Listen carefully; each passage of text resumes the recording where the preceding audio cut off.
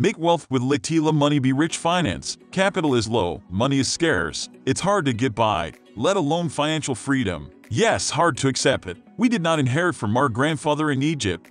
But what should we do? Sit down and cry. Is it possible to be rich without being lucky? In order to acquire wealth or a fortune, it takes a little effort and a little knowing which way to go. In this video, what can be done with low capital or the rich will contribute to our lives? Let's take a look at this.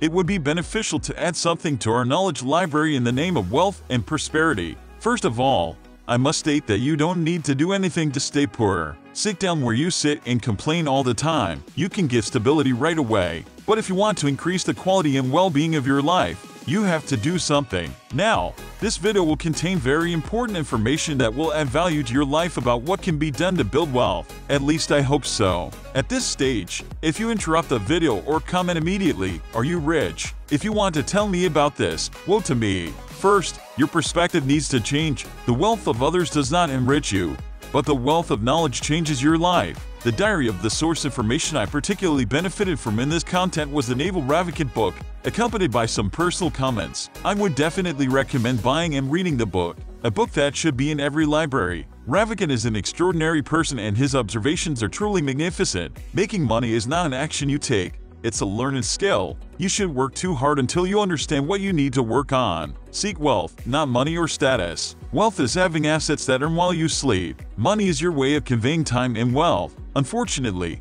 there is a saying in our language that a lot of goods are not haram. There is a kind of contempt for wealth here. If you look at it like this, wealth will escape you. It is possible to acquire wealth morally. At this point, intention is not important, actions are important. That's why it's hard to be ethical. You can't get rich by renting out your time to others. To gain your monetary freedom, you must have a line of business in equity. So how should this work fundamentally? Society always wants new things. If you want to be rich, you have to find something that society doesn't know how to get. But that is natural and easy for you to produce with the skills and talents you have. For this, every person should aim to have knowledge about certain things and to be paid for their original knowledge. Play repetitive games. All the benefits in life come with compound returns, whether it's the long-term gains of wealth, relationships, or knowledge. That is, it should be careful to progress exponentially. There is no such thing as a get-rich-quick scheme. These are plans made by others just to get rich off of you. Wealth is what you desire. Wealth is having assets that yield while you sleep. Wealth is a factory, robots that constantly produce something. Wealth is a computer program that also runs at night and serves customers. Wealth is reinvesting money in new assets and new companies. Even a house can be a form of wealth because you can rent it out. However, this is likely to be less efficient than owning capital in some business enterprises. Having so many businesses and assets that make a profit while you sleep is one of the best definitions of wealth. Leverage. I often come across this word in foreign articles or books I have read recently. The metaphorical meaning is especially important. Literally, there is no word that fits perfectly. However, I think we can express the meaning it means as a power or a lever to become rich. If we need to find a response in the meaning of the word, it can be called a gain, opportunity, or leverage. With a lever you can lift a lot of load with very little force. Archimedes said, "Give me a lever long enough and a place to stand. Let me move the world." So, is it possible to get leverage in financial markets or in our lives? Being on the cutting edge of what you do in your art is crucial in an age of earning opportunity. Forget the rich, the poor, the white collar, and the blue collar. Now there are those who provide the opportunity to earn and those who do not. If your capital is low, you need to throw away the stereotypes that money can only be made from a lot of money and focus on leverage.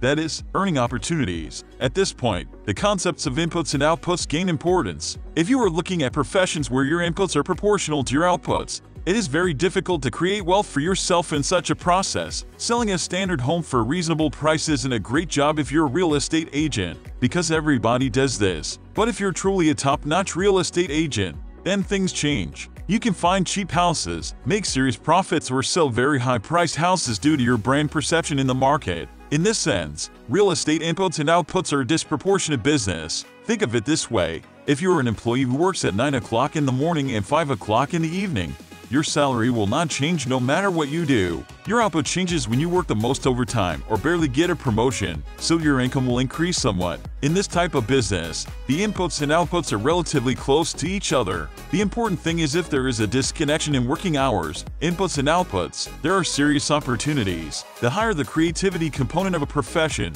the higher the disconnection of inputs and outputs. Based on the example we gave at the beginning, the salary with a job guarantee is proportional to the inputs and outputs of a middle-class employee. It seems like a more comfortable life in terms of job guarantee. A trader with a high business acumen can make a critical move and become rich in a few years. Of course, the risk is high, but the potential for return will be as high, because their outputs vary greatly according to their inputs. Now we have given the example of the trader here. Of course, not everyone has the ability or the capital they need in this direction. However, the era is such an era that it is possible to achieve many things in the internet world with almost zero capital. The internet has greatly expanded possible career fields. Most people are not yet aware of this. As long as the product you produce, whatever it is of good quality, from blogging to selling on Amazon, at this point, it is up to you to find the right profession or job, whether it's your reference to find the right work or art. It's misleading if what you love to do is entertaining one day and boring the next. Keep searching. That job should be like a game for you and you should forget how time passes. The point is to be good at whatever it is. Opportunities are mostly in the field of technology, although demands vary from generation to generation. Throughout your life, look for ways to be independent instead of getting paid every chance you get. If you have independence and are responsible for your outputs versus your inputs, you have something as beautiful as a dream. What you need in life is to be in control of your time. They have to pay you when you do something to move the pointer in the direction of throughput, especially if it's your passion.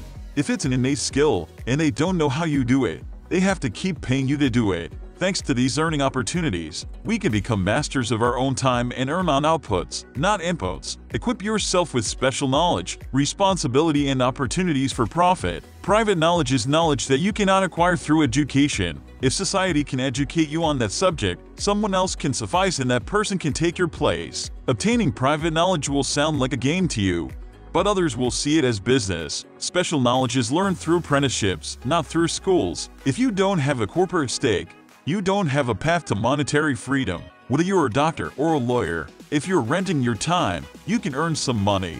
But you cannot earn the money that will give you financial freedom. You will not have a passive income. However, if you're a shareholder of the company, you will continue to earn money even on vacation. Perhaps this is one of the most important points. People think that by working they can make money, create wealth. It will not work. Where ownership is not ownership, your inputs are tightly linked to your outputs. In almost any salary job, even one that pays a lot per hour like a lawyer or doctor, you work overtime and get paid for the hour you work. You can't earn while you sleep without ownership. That is, just as an employee or hired, you can't earn when you retire. You can't earn while you're on vacation, and you can't earn non-linearly. Being a shareholder in a company basically means that the advantage is on your side. If you don't have capital in a business, your chances of making money are very slim. 99% of effort is wasted. Of course, nothing is completely wasted, because they all teach people something. You can learn something from anything. But if we take school for example, 99% of the term papers you do, the books you read, the exercises you do, the things you learn really disappear. You may have taken history and geography lessons that you will never use in your life. You may have learned a language that you no longer speak. You may have completely forgotten about a math topic you learned. Of course, these are learning experiences. You have learned these. You have learned the value of hard work. You may have learned something that goes deep into your soul and becomes a part of what you are doing now. But at least when it comes to goal-oriented living, only 1% of your efforts have worked. You waste 99% of your life and only benefit from 1%. So what you're going to try to do is find jobs that will generate compound returns. When you find that 1% that you can invest in and that will mean something to you for the rest of your life, give yourself completely to it and forget about the rest. Taking risks is just as important as facing failure. When things go well, you gain reputation. But when things go bad, you have to bear the brunt of failure. We are still afraid of failing, especially in front of people. Those who risk failing in their own name in front of people gain immense power. In general, people will forgive failures as long as you are honest and put in high effort with honesty. There is really nothing to be afraid of when it comes to failure. That's why people have to take on a lot more responsibility than they normally do. Act responsibly and take reasonable risks for yourself. The community will reward you with responsibilities, resources, and profitable opportunities. Stay away from anything that could cause you to lose all your capital. all savings. Don't gamble on everything at once. Instead, make rationally optimistic bets with big pluses. Reading gives results faster than listening. Doing is also faster than watching. Even if you're too busy to make coffee, you should keep a regular agenda. Work as hard as you can. Work hard, although who you work with and what you work on is more important than how hard you work. Everyone is good at something, that is, being themselves. Be the best in the world at what you do for it. Until then, keep improving your work. If you are not 100% engaged,